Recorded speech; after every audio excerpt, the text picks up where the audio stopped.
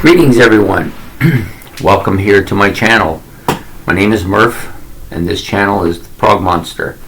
So we're here today to talk about some albums that have reached their #1 status with me. So usually you have to wait about a year, and after they get past that year and they get all their qualifications, I determine whether they're a 1 or not. So that's what we're doing today. Determining whether they're a 1 or a not So anyways, basically I have 15 eligibles and 10 of them made it. So that's 2/3, 66%, not bad. So for those of you who were waiting for this episode yesterday, I do apologize. My first attempt at it, for some reason I erased it. Right after I recorded it, I went to upload it and it was gone. So I then remade it and uploaded it, but this time there was no volume. So we're going to try for a third try. You know, you get 3 strikes even in baseball, right? So anyways, what I'm going to do is I'm just going to, because it isn't really a ranking show, although it is it is supposed to be for my Wednesday night favorites. But it's not really a ranking show, so I'm just going to go in chronology of the albums that got to be a 1 and then the 5 that didn't make it and why they made it and why they didn't make it. Okay, so the first one is this album. It's The Who, their self-titled album that came out in 2018. So it was on my playlist. It was on my playlist for about a year or so, a little bit more than a year. And it's just such a great album. You know, I'm going to wet my glasses out so they can go over a little bit of it. This is their, I believe it's their 12th studio album. So yeah, and it came out, like I said, 2018, but it was only on my playlist in the last year. One on the playlist. I think it was on there for about 7 months. Some great tunes on here. Some of my favorite ones include, well, my favorite one is Beads on One String. I just love that track. I think it's great. Ball and Chains, another good one. All the Music Must Fade. Break the News. That was written by Simon Townsend, his brother, Pete Townsend's brother, and he played actually on this album as well. And Rockin' in Rage. Like, these are all like really good. So this album easily makes a 1 for me. It has a lot of really high, for me, high rated songs, 5 or 6 of them anyways. I don't know if it has a chance to become a master album or not, but I think it's a reasonable, you know, a couple more years before it gets to that status. But, you know, for today, it's a #1. The second one is this one, Tab in the Ocean by Nectar, my first Nectar album. This one is really good. It's a nice package it came in. I got it online, basically, and then you have 2 CDs. One of them is a live CD. The other one is the original studio version, and in addition to that, they have the the original studio version came out in 1972, and then the US version came out in 1976. So it took 4 years before it actually got noticed in the US. 4 tracks, all of them like 8s or better. A Tab in the Ocean, fantastic tune. Desolation Valley and Waves, another great tune. Crying in the Dark, and of course King of Twilight, which has been covered at least by Iron Maiden that I know of. And the studio, the US mix of the version of the album is basically the same, just some tracks are a little bit longer, except for there's one track that's a little, some of the tracks are a little bit shorter, one track is a little bit longer. Having a hard time thinking today, I think.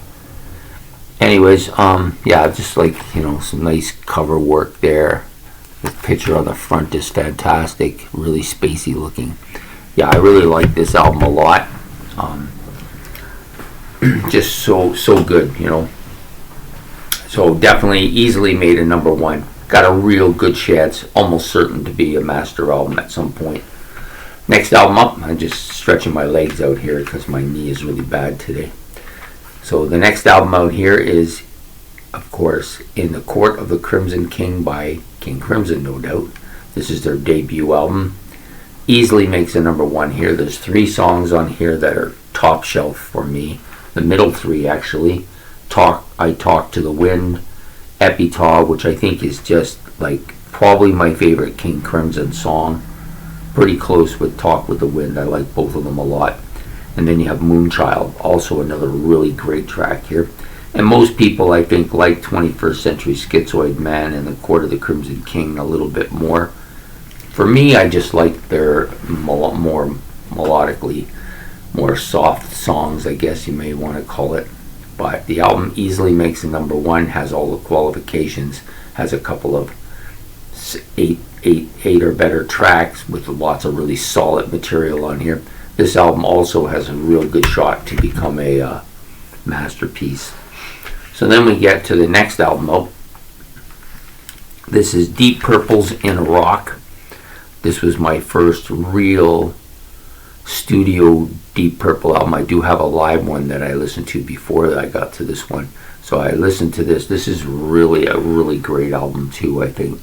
It has Child in Time and my personal favorite, Bloodsucker, on here. Those 2 alone are 8s or better. That qualifies the album.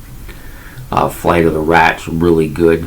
Into the Fire, that's really good. Living Wreck, it's just one classic after another. I like the Mount Rushmore cover with them on it as well. And here it is again on the front. It's just a solid album. Easily makes a 1. Whether it can be a masterpiece, I'm not sure. I don't feel like it will, but it could still make it. But you know, all of the ones who make it to a 1 have a real good shot to go the distance. The next one up is the international version of AC/DC's High Voltage.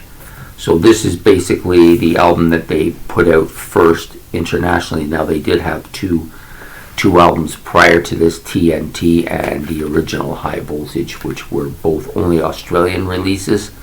So what they did is they combined the 2 albums to make this one. Most of the songs off TNT are on this. This is, I love the color scheme. It's a nice shot of Angus. And then this shot of the band and the album, the CD. Solid songs on here. Has probably the anthemic song by AC/DC, which is A Long Way to the Top. If you want to rock and roll, to me that's the AC/DC power song that most people associate with the song, with the group. I also was familiar with the Jack before I listened to this. TNT, of course. And those were the songs that I knew before I listened to it. Live Wire and High Voltage also joined them as top shelf songs. Easily qualifies for a number 1 position. First AC/DC's album to do that for me for a while. But just so good. There's a couple of maybe not so strong tracks on here that I'm not as, I think are a little bit silly actually in some ways. Little Lover and She's Got Balls, those are the 2 that come to mind. But you know, still not bad. I mean, does it have a chance to get to a masterpiece? We will see. We will see. Okay, the next one up really surprised me. I did not really expect this. This was just an album I saw for $1 and I bought it, and I thought, like, I knew the group obviously when I bought it, and I knew a couple tracks on it, but I didn't really think it.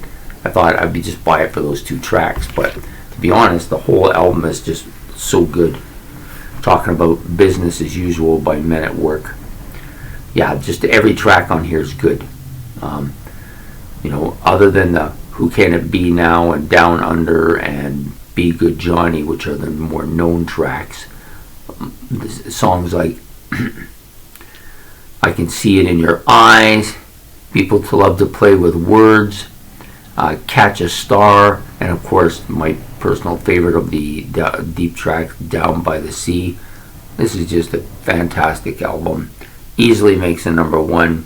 I think it has a chance at a masterpiece as well. Next up, from a band who I should have had all these albums years ago. I really liked the first album I bought by them, and then I just never did anything about it. I don't really know why. That's just the way it happened. Talking about Blue Oyster Cult. This is Agents of Fortune. Most people will know this album because it has Don't Fear the Reaper, which of course would be an 8 or so. And then, the ETI, also Extraterrestrial Intelligence. You have Sinful Love is on here. True Confessions, which I think is kind of a funny song, but I like it anyways.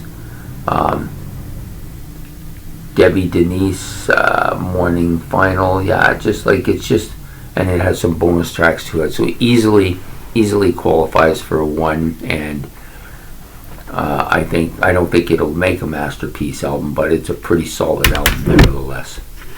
Okay, next up we have something that came out brand new this year, or last year I guess now, from my buddies Jethro Tull. This is their 23rd studio album. This is a really good album. I know people complain about Ian Anderson's voice being shot, and that it's only really him left in the band, but pretty much it's always just been him kind of dominating most of the writing and the music and all that. So it sounds very Tullish, very, very Tullish album. And they wrote the music in such a way that it would suit his voice at this time period. Now, can he actually go back? And people would say, well, he can't sing any of his stuff anymore, so he should pack it in. But you know what? A lot of people are not packing it in, and they can't sing much better than him. Also, with him, his music writing ability is still there. The songs are really good. It's really catchy. So, if he has to hire another musician to sing that old stuff, why not? It's not like he's cheating you out of anything. You're still getting the music, and he's still on stage with his flute. But, this album in particular, Mrs. Tidbits, that's my favorite tune on the hack. Jacob's Tale is good. Mine is the Mountain.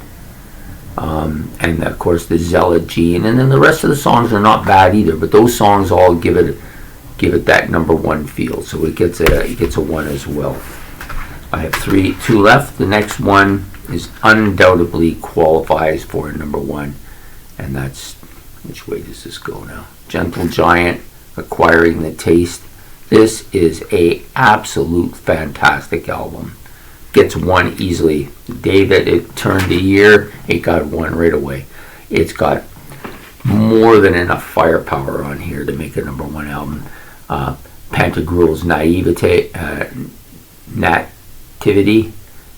Edge of Twilight, of course, Acquiring the Taste itself, Wreck, which is a great tune, Moon is Down, and another tune I really like on here, Black Cat.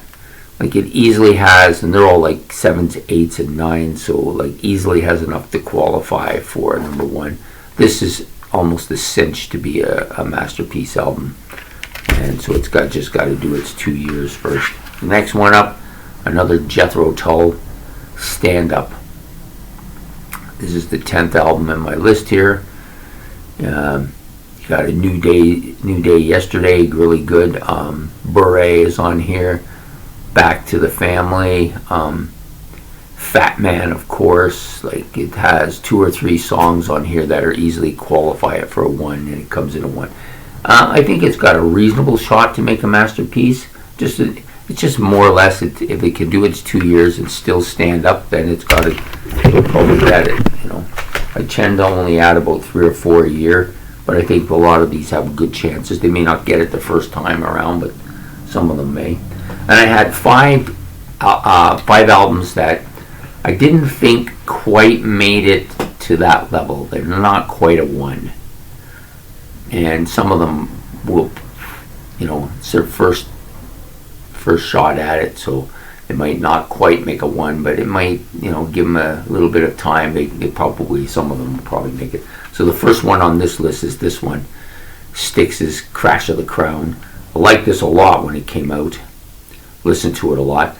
but didn't have a lot of staying power because the song, I think it's because the songs are a little shorter, but they're really solid, some really solid songs on here. You know, you got Fight of Your Lives, Save Us From Ourselves, Crash of the Crown Itself, and then probably the big song on here, I'm just looking for it, Revelries, yeah. So it has enough to almost get there. Two or three songs are like 7s, but I just think overall it's just not long enough. Like there's just not enough long songs on here at the present time. It's kind of faded a bit for me, but it may indeed come back and get a 1. It's not too far off anyways. The next album is from my favorite band, Rush. This album, I didn't like this album at first. It took me almost 8 years to play it regularly. I just couldn't warm up to it. There was a lot about it, and I think part of that was that I had a pretty shitty stereo system, and this album needs to be on a good stereo system to be appreciated. But there's some good stuff on here.